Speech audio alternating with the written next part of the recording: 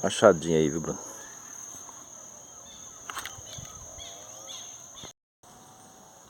Repartição.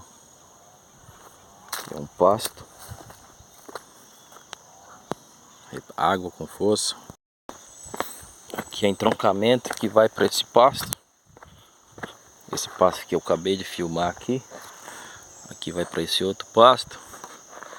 Aqui é água, todo mundo pode beber água aqui ou beber água naquele que aparece ali atrás, que eu filmei também.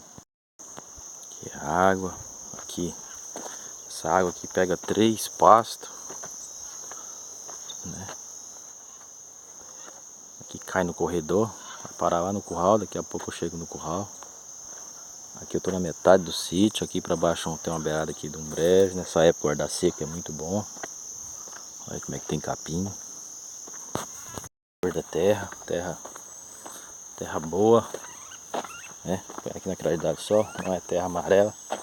Vai ter uma terra amarela lá na frente só, olha a cor da terra. A cor da terra aí. Aqui é a parte que tem de brejo.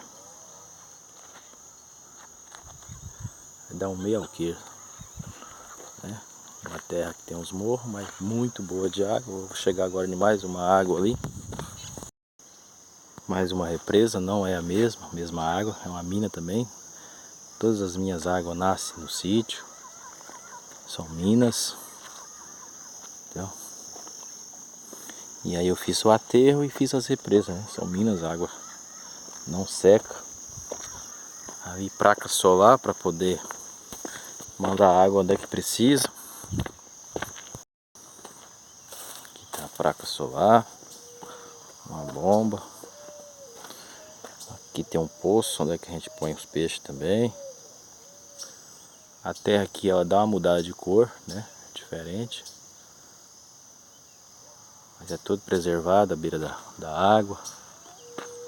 Viu? E vai pegar aqui uns 3 alqueiros com a terra diferente aqui, que é um canto aqui.